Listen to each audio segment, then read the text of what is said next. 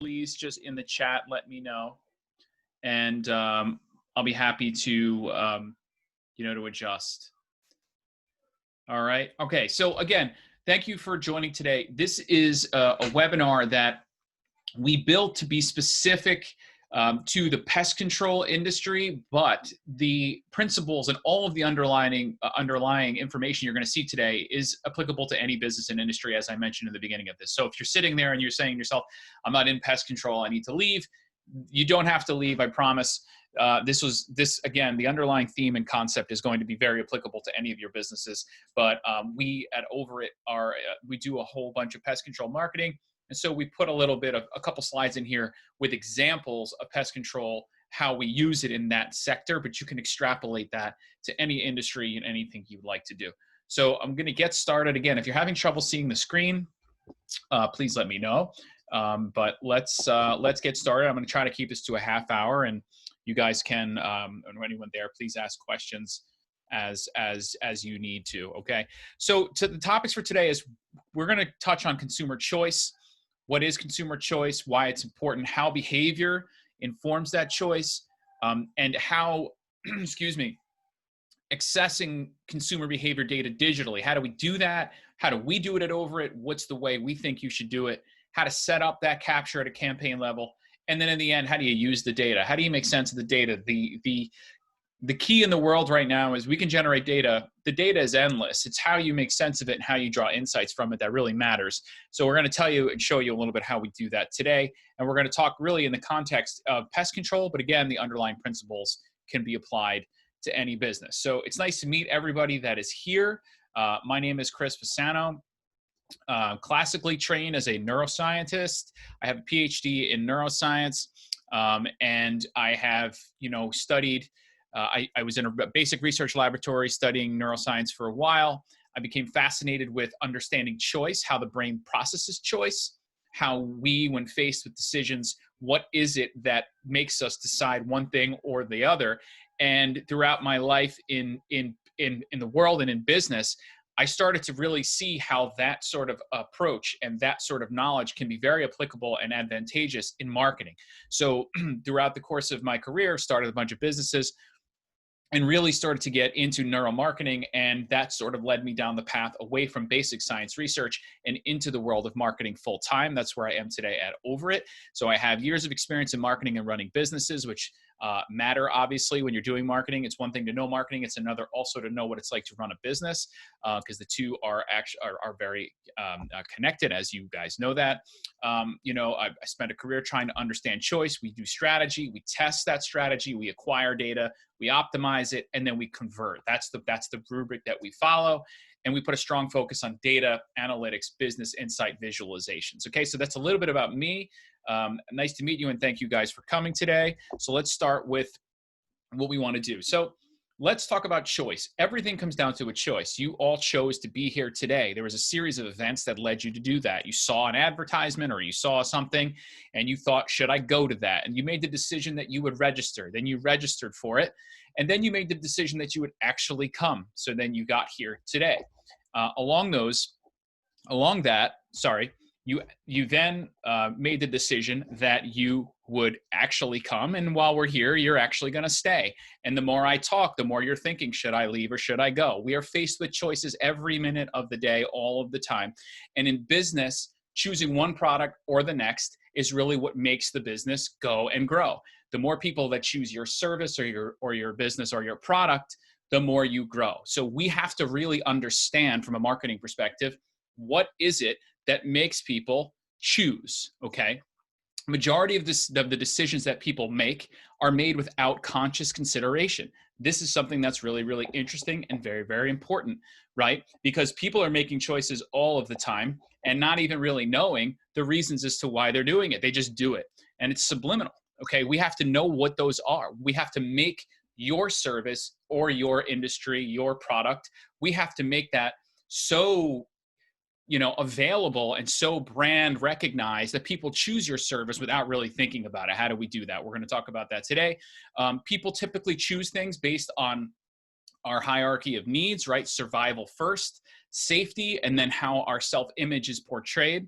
Okay, so we have to think about that. Choices, though, while a lot of them are subconscious, choices can be influenced and they can be manipulated not in a devious way, but influenced and pushed to one side. That's what marketing is, trying to get someone to choose our product, your service over the other. How do you influence choice? How do we know how to do that? Before we can really get into this, the human making the choice needs to be understood. So whoever out there is your potential customer, we have to understand the choices they face in the marketplace, and in order to really get them to understand that this is the choice they should make, not the other one and the other product, okay?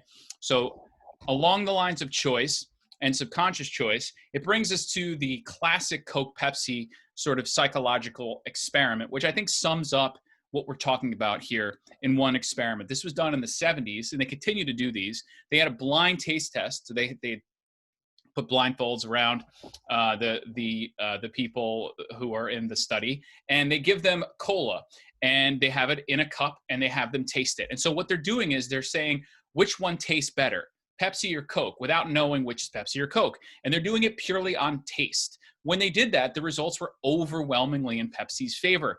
So Pepsi seems to, by taste and in the brain, taste it's the better cola, okay? But the discrepancy in the market was that Coca-Cola has the market share. Coca-Cola sells by far more cola than Pepsi. So if it doesn't taste, if it's not by taste that people are buying more Coca-Cola, then what is it? Well, so then they repeated the experiment, and now they took the blindfolds off and they put the cans in front of the cups. And so they said, you can go ahead and drink that Coca-Cola there, and then I want you to tell me which one's better. Sure enough, when they did that, now Coca-Cola was overwhelmingly the better tasting cola, okay? So when they didn't know the brand, they chose Pepsi. When they knew the brand, they chose Coca-Cola. And the reason they choose Coca-Cola is because of that red can. It's because of the Coca-Cola's marketing and branding campaigns are so strong, they elicit some sort of nostalgic, emotional feeling. It automatically makes the brain think that's the better cola, that's the better product, okay? So in the end, even if the product is not as good, you can still sell more of the product than others if you do a good job of knowing your customer and branding and speaking to them in marketing campaigns. And that was illustrated nicely in this experiment, okay? So when we talk about consumer choice, there is a very defined decision-making process. It's down here on the bottom here, 1, 2, 3, 4, 5, okay? And then all of these stages are influenced by numerous factors. So you have need recognition. I need a new lawnmower. This is an example I like to use, right? Mine's broken. Information searching and processing. I got to go out and find a new one. Which kind do I want? Do I want to ride on? Do I want to, how big do I want it? Identification and evaluation of alternatives. You get a list, you start doing your comparisons, you decide, I want to purchase it, I'm buying this one here. And then there's a bunch of post-purchase behaviors. Maybe you go on and write a review. Maybe you talk to your friends about it, okay? So there's those sort of things. Now, situational factors. So there are factors that influence all of this. You can see the crisscross. So you have situational factors, right? Market offerings, the buying task, personal factors, your life stage, how much money you have, all these psychological factors, motivation. My lawnmower is broken. That's a big motivational factor. I need a new one. That's important to know. And social factors. All of these go into here and play on this choice. Okay, so the number one strategy I have written here in marketing should be to identify the consumer, right? This person here, their behaviors, and what are these influencing factors? In pest control, what is making me want to choose this pest control versus the next? What really matters to me? Is it customer service? Is it affordability? Is it all of it? Is it what my friend uses? Is it what my neighbors use? All of this information is really, really important because it's going to influence consumer choice, okay? Once we understand this, then we can go about our job of trying to influence that choice in our marketing and shifting the consumer from choosing our service versus another competitor's service. Okay, so let's figure out where we start, okay? So in order to fully start this process of understanding consumer behavior, it's all about intent. You have to understand what the intent of the consumer is. This is key, okay? So we look at active and passive intents. There are two different types. Some choices are engaged with by choice. In other words, let's go back to the lawnmower analogy, okay? If you need a lawnmower, it's broke. You got to mow your lawn.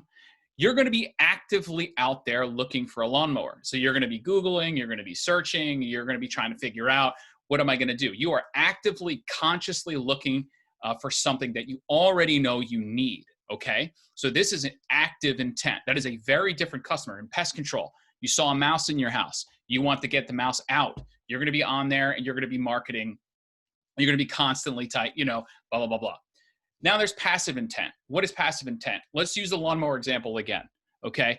Passive intent is maybe it's the winter time. You're not really mowing the lawn, but you know that your lawnmower is a little bit old and it's a little bit, you could probably use a new lawnmower. So let's say you're scrolling through on Facebook or you're on surfing the internet and you see an advertisement for a really good deal on a lawnmower. Now you weren't actively looking for it, but subconsciously you saw an offer and you were like, whoa, that's great. I want to buy that and I'm going to get it ready for the summer. Okay. That's passive intent. Both are valuable in business, but they have very different consumer intents behind them. One's looking for it. One's not really looking, but can be influenced. Okay. And then you have both. So both intents are the situation with the lawnmower is it's broken and I need a new one and I'm not actively looking, but I'm on Facebook and I'm scrolling through and I see the offer. And now I'm like, wow, that's a great deal. I need a lawnmower. I'm going to get it. Okay. So it's important that you really understand the intent of your consumer. In pest control, most of the time it's active. Most of the time people are actively looking because there's something is wrong and they need pest control. But there's also passive times where you might be able to present them with an offer for a plan, a recurring plan, or get ready for the summer, or get ready for the winter, and it piques their interest and you advertise to them. So you have to understand intent. And you have to then know that there are certain advertising mediums digitally that speak to these intents. Google search, Bing search, all of those are active intent mediums. Social media, they tend to be passive. And then you have some that are both, like Google Display Network and Facebook ads that rely on targeting where people are in market for certain things. They're both active and passive.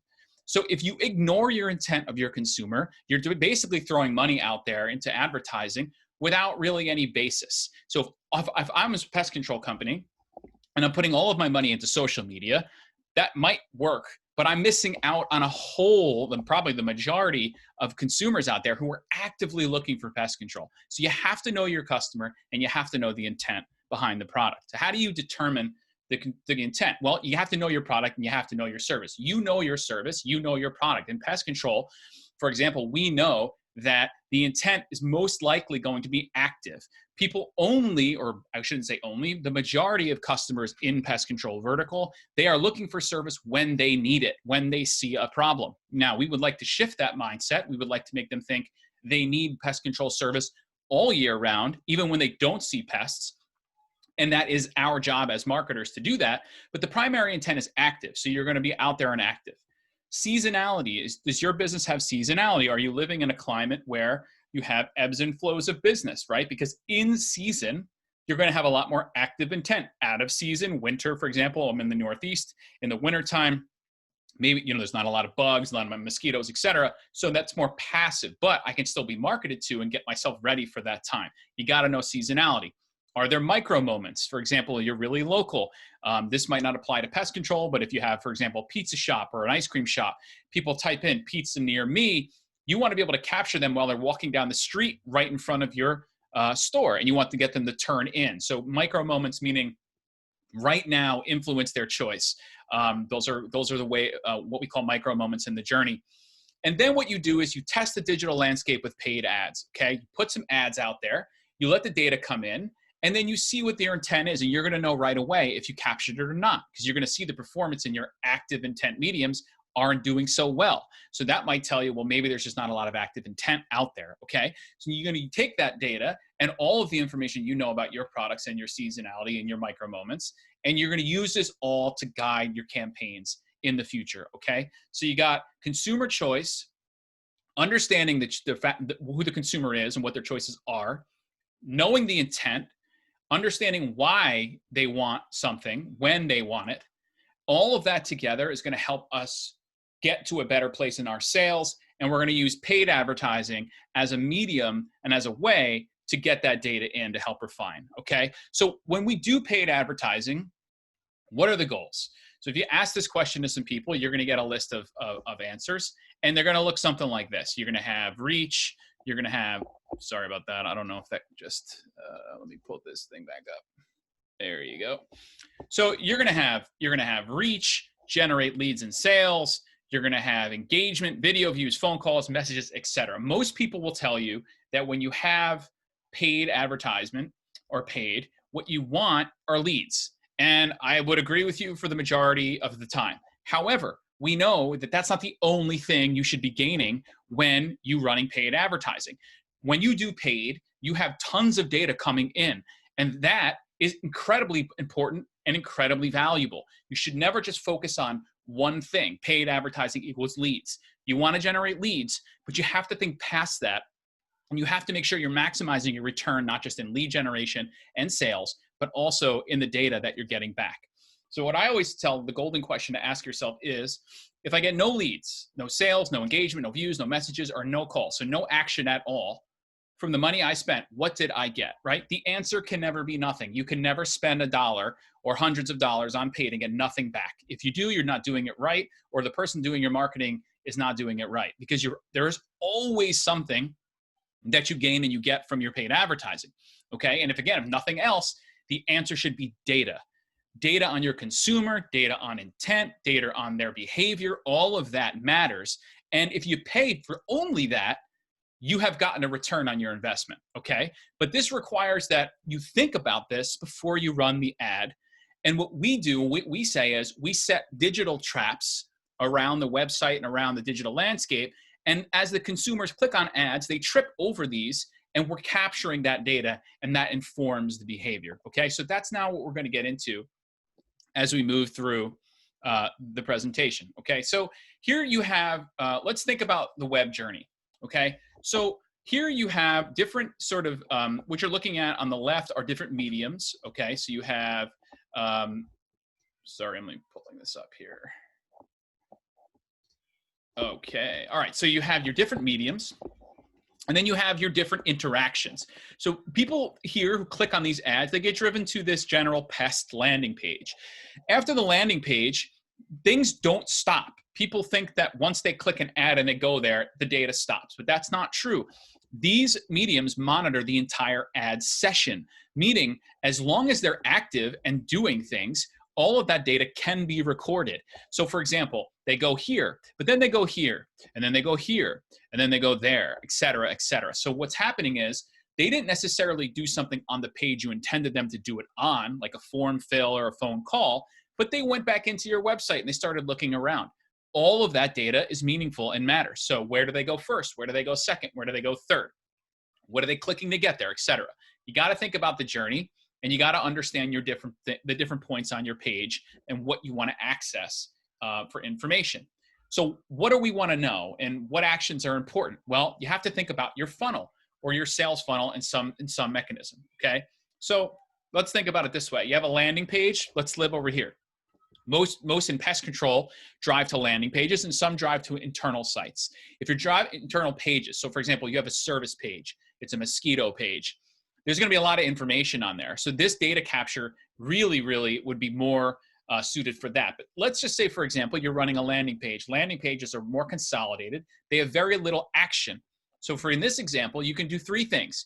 You can click on the logo, which takes you into the home main page of your company.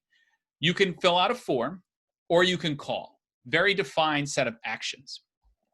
Here, what you have, once you click on the logo, you can then go over, right, into the main page, and now you have some other, you have a lot more things to do because you're in this main page. You can click on a blog, you can read more about services, you can read reviews and reviews about past service. What are people saying about you and your products, right? You can do all of that. And then maybe you make the call or fill out a form. So all of this is informative to you, your company, about what the behavior is when they landed on this page. Did they just go right to a call? That's great. That campaign really worked. Did they not? And if they didn't, where did they go? What did they do? What are they doing? And what do we need to fix? Okay, so think about your journey. Think about your funnel. So now that you've thought about those two things, what we call these sort of digital traps our antenna. We call them behavioral antenna. So what you're going to do now is you're going to set up these antenna at strategic places on different pages. Okay, so just like antenna transmits signals these digital antenna will transmit key data about actions people are taking. All right. So we're going to place some we're going to place some antenna on the landing page. We're going to place some antenna on these internal pages, and we're going to place them all around. Okay. These actions then will then get tracked and binned according to what they are and what they mean. We want to make sure we create enough antenna that we're getting a sufficient representation of the behavior, but we don't want to go crazy, right? You don't want to put hundreds of these things because then it doesn't make sense. You want to put key and strategic antenna around, and then we're going to let the data come in and we're going to start to analyze it. All right. So now this is sort of conceptual. So let's look at some examples. I'm going to give you a sort of conceptual example that I created, and then we're going to look at a pest control specific example. But again, it could be applicable to any vertical. Okay, so for the general example, this is non-pest control. I use this here because it's very easy to see. So this is my alma mater, the University of Miami. So I'm using them as a guinea pig here. This is a landing page. So I typed in online learning, science, and I got served an ad. I clicked on the ad, and it brought me to this page. So now by looking at this page, I can identify some things that they want me to do. They want me to fill out this form. They want me to call. Okay, so these are probably the more bottom funnel actions, and then there's an apply button, I imagine, somewhere to get me to apply. So I'm calling these mid-bottom funnel actions. But if you'll notice, they also have more information actions like admissions or fast facts, what I call requirements, right, which are more top funnel. They're more informational. And then you can see here, of course, I can click back in on the logo, like we said, and go back into the site. And then what you couldn't see, but I put here, is on the footer, they have these hot links on the footer that will take me to different things. So what I'm going to do is I'm going to track all of these actions, but I'm also going to attract actions on related courses, because maybe I decide I don't want to do this program, but another program interests me. So that's good data for me to know. So for example, anyone that clicked on the online Master's in Education and Applied Learning Sciences degree, 90% of them also click on this program. That's important for me to understand, right? And that's important for me to make sure I'm getting the most value for my dollar in this advertisement. So now I'm going to start building all of my signals. I'm going to place a signal on this click, on this here, on this, all around, okay? So once I have those placed, we run the ad and we start letting the data come in. So we put an ad up, we start letting the data come in. And so what I've done is I bin these actions based on these sort of funnels. So I'm calling anything here requirements, right? People want to learn more. Financial aid, et cetera. And then a form or a contact would go here. So if you look here, here's the breakdown of actions for this campaign. Well, 40% of the people clicked on the admissions. 28% clicked on a homepage, and 25% clicked on this Master's in Education hot link. So this is really interesting. So over 90% of the actions taken on this ad are informational. They're top funnel. So people clicking on this ad, they're not really ready yet to take the plunge into this service, this product, or this course. So it's a very informational top funnel campaign. Another interesting thing I learned is that 25% of the actions also are going towards this course. So there is some sort of overlap or some sort of, consistency between these two. So I know that people interested in the campaign I'm driving people to, these people are also interested in this. So next time I devise my landing page or my ad, I might include this somehow to see if I can capture them as well. Okay, again, it speaks to the behavior and the intent of the consumer. So the intent here is an active search that people are looking for programs, but they're not sure and they still want to know more info. Very small percent of them will actually take an action on finding out more information, okay? Now, so that's sort of how we bin the data, and that's what it tells us about the campaign. And then you obviously run numerous campaigns. This is only Google search. So you're going to have Facebook campaigns, you're going to have display campaigns, LinkedIn campaigns, and all of these are going to change the percentages. And I'm going to show you that in a real life example of how certain in one campaign, so in, let's say, a mosquito pest control campaign, Facebook has one set of actions, and then search has another, and that speaks to the intent, right? So I'm going to show you that in a minute. Okay, so now it comes to how do we set up these antenna? And this, this webinar is not, to show you exactly how to do it. It's a little bit complicated, but I'm just going to briefly touch on it. What we do is we use Google Tag Manager to set up the antenna. So this is overit.com. This is our service page. And let's say we wanted to track this design click. So what we do is in Google Tag Manager, it allows you to look through all of the variables, the buttons on your site, and find unique variables behind each button. So for example, here we have this service design click, and this is a unique URL that lives behind this click. So what we're going to do, we know we can track that and call it a conversion. So we get this unique variable. Then what we do is we set up a trigger in GTM and a conversion track trigger that says anytime someone clicks on that service button, I want you to fire a conversion, okay? And you set that up. And then when you go back into the website and what they call debug mode, you can now see I clicked on this, and you can see here that we fired one conversion, or an action. So every time someone clicks on this, it's going to log it as an action or a conversion in this case in Google. And then now we know, and we can do it in Facebook as well, that we are tracking all of these things, and this is how you would set it up. Okay, again, if you have more questions about how to do this, or you want to learn about this in more depth, just please contact us and we can help you go through that. You publish it, and now you have your tracking. So let's for the last little bit here, let's just look at a real life example in the pest control vertical of how we use this behavior.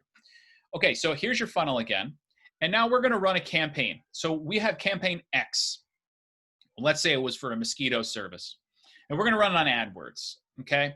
So we run it, we let it run for a month or two, and we start accessing or looking at the data that's coming in. So for here on the landing page, what we found is that 88% of the actions taken for this campaign on AdWords resulted in either a form submit or a call. That's pretty good. Right? So, and only 12% what I'm calling informational, which is a logo click, because logos clicks bring you back into main site for more info. So this tells me right away that the intent of the person in this campaign on this medium is very active. They are actively looking for mosquito service. They got it. They found it. They call. Great. Good pieces of data. Now, what else? What else is happening, right? What happens with these people? They're going back into the site. What are they interested in? So now we have these tracked, okay? And what we can find out, and this is a different form and a different phone number. So what we find is that once people go back in, the majority of their actions are a little bit informational, but 37% still contact. So what it says is that of those people, of the 12%, they can be influenced to make a call or to find out more about your service, but they need the right info. And what is that info? Well, to me, it looks like reviews. So it looks like, hey, there's some, I was looking, I found it, I wasn't sure, I went back in, I got reviews. So what can we do with this? We can put some reviews on the landing page. We can put some more service information on the landing page, right? Use the behavior of your consumer or your potential to inform the strategy, right? That's exactly what's happening. Okay, so here you go. AdWords, very bottom funnel, smart campaign, majority contact. Those that go in, though, can be influenced with the right information, okay? Now, we are going to run the same campaign, mosquito service, let's say, but we're going to do it on Facebook. And I'm just going to toggle back and forth for a second. AdWords, Facebook, AdWords, Facebook. Now, I want you to appreciate the bars. You see how the bars flip? You see that? So you have 12%, 70, 12, 70, 88, 30, 88, 30. So on Facebook, for the same campaign, passive intent, right? The majority of people that click are looking for more info, right? And this makes sense if you think about it, because maybe on Facebook, people aren't really looking for mosquito service. You know, they're just scrolling through their feed. But there's something about their ad that attracted them. So they clicked it. And you asked them to submit the form. And they were, yeah, I don't want to submit a form. I don't want to call because I don't need it. But what else you have going on? Now, when we look over here, again, you see the breakdown difference, 53.89, 37.11. We don't get a lot of down funnel, but we do get a lot of views of blog, services, and reviews. So Facebook isn't, for this campaign, mosquito service, let's say, it's not a real bottom funnel, active intent. It's not a great way to drive hot leads in. But what it does do is it does fill your funnel. It does give you potentials to your site. And then what we do is we set up remarketing pixels. So anyone that visits our service page, anyone that goes to our blogs, anyone that goes to our review page, reserve them an ad. And so now what we've done is through passive intent, we've sort of put a net out there. We got people who weren't interested really in mosquito service right now, but now we have them digitally to remarket them later and nurture them down so that eventually they'll call. Okay, so we got all of this from data. If you looked at this based on leads in, you could say to yourself, man, this wasn't a very successful campaign. You know, I only got a few calls. You got, 50 some on form submits, but over here, I got 400. So this was not really a successful campaign. Not true, right? Be very careful because this actually worked, but it worked in a different way. You filled your funnel, you got more people in, and now you got to keep remarketing to them and marketing to them to bring them down, okay? So this is the power of using data and the behavior to drive your success. It's not all about the leads coming in at the moment. Okay, so now we're going to a different campaign. So this is no longer the same campaign. This is for a different service or a different approach. And we're going to do AdWords and we're going to do Facebook again. Okay, so here's campaign Y.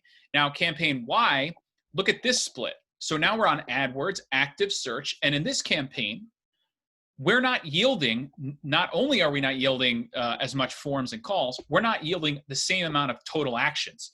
So this campaign is less in demand.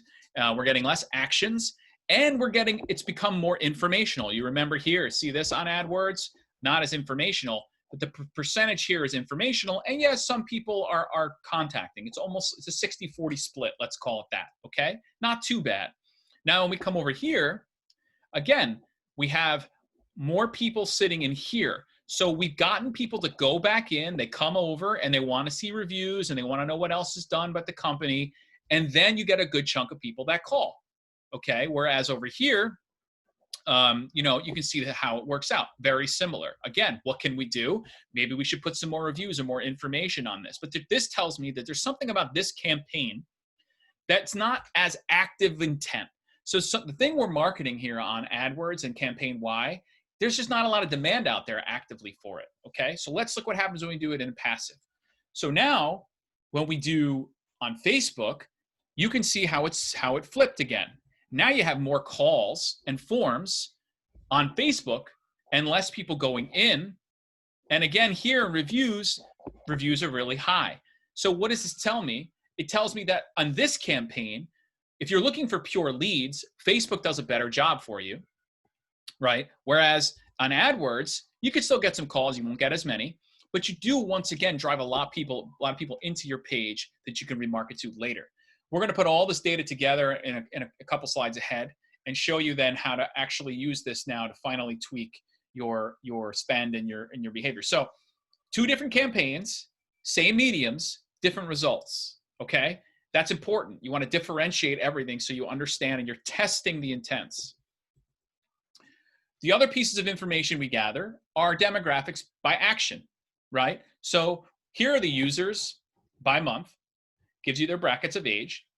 And then we say, okay, of the people that took those actions, does it look different? And sure enough, you see how it's different. Look in June, you see this, see how wide this 25 to 34 got.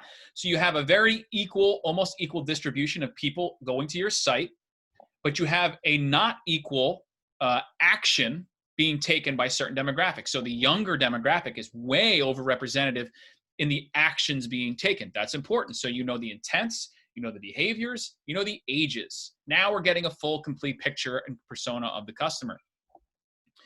If you want to do this, we can do it by campaign, right? Well, in campaign X, was it younger? Was it older? Well, in campaign X, you can see that you have more of an older age also completing this and young, whereas in campaign Y, it looks to be predominantly 25 to 44. Here you have a big 25 to 30 to 34, but you also have a 55 to 65 plus demographic. So something about this campaign is more broadly appealing. Something about this campaign is more younger appealing. Remember, we got a lot more action on social media with this campaign, so that makes sense, right? So just looking at campaign level data now. All right, so we put all this together. You run it, you get your paid, you get your antennas, put them out there, you get your data, you bin them. Now we look at it this way, and we look at the two campaigns, and we say, okay, the campaign X, we have an 18 to 34 primary converting demo. Google search is predominantly bottom funnel. People are looking for contacts. They want to call. They're active. And we get about 1,200 actions per month. Great. Whereas in Facebook, in the same campaign, it's more top middle funnel, research phase. They still want more information, and we get a lower number of actions. Okay. Very active intent, very high converting, lead generating. Campaign Y, we have this sort of blown out demo here. Remember here too, I didn't put this in, but we had the 55 plus demo as well. Google search has all funnel phases, so it was sort of split, good number of actions per month. And then on Facebook now, we have more bottom funnel actions. So this campaign, if we're talking in terms of leads, does better on Facebook. If we're talking in terms of leads for campaign X, does better on search. These are more active intent consumers, more passive intent consumers.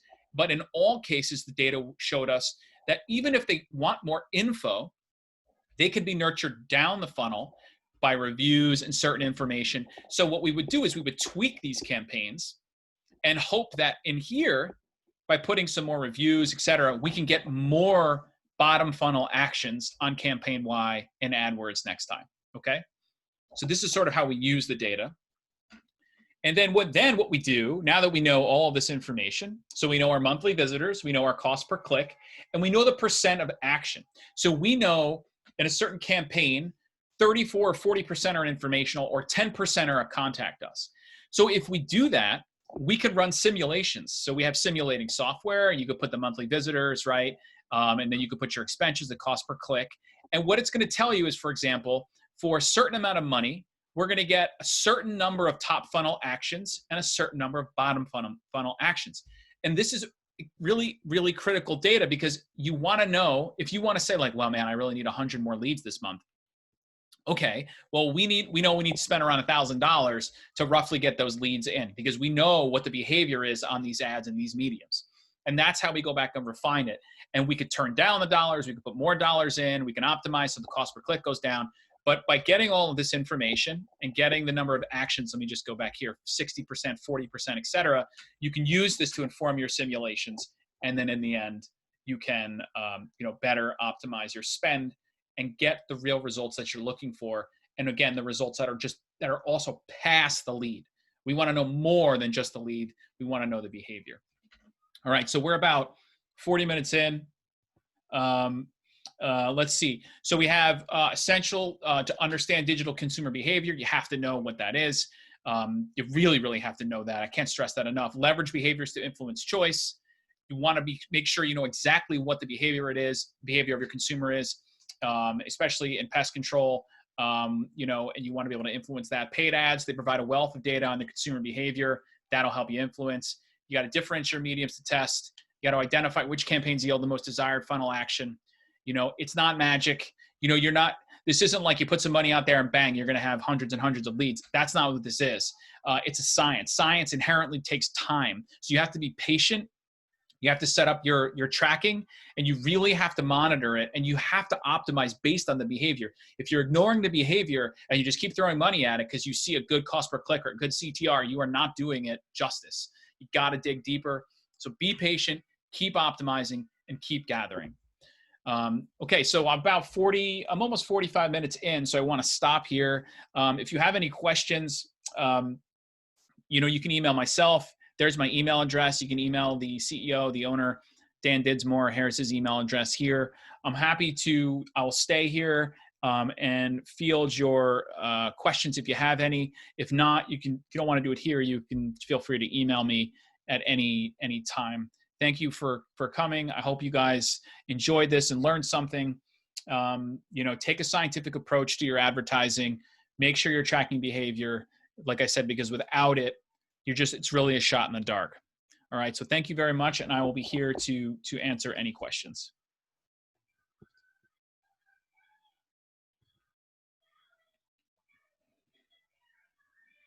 Thank you. Yeah. So someone pointed out this is Overit. This is our office here. We're in a renovated church. It's a really beautiful building. If you go to overit.com, you can take a look at the inside. We haven't been there during the pandemic for a while now. We all miss it, but it's a beautiful building and fits the beautiful work that we do at Overit. But yeah, it's a really awesome place. Any questions? Again, I will hang out for the next couple minutes. If there are no questions, I'll be sure to let you know that I'm going to sign off.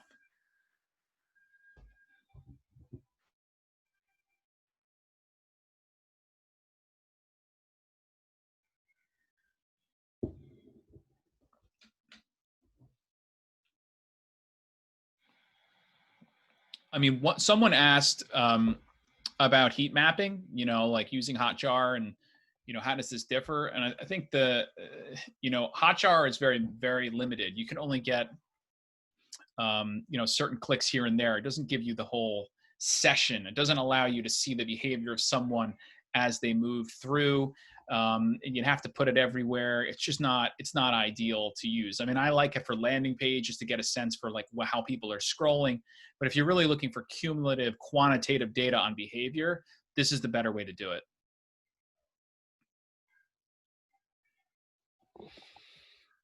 All right. If no one has any questions, I will thank you again for coming. Again, if you do have more questions, please send me an email. Otherwise, enjoy your day. And thanks for spending some time with me. Take care.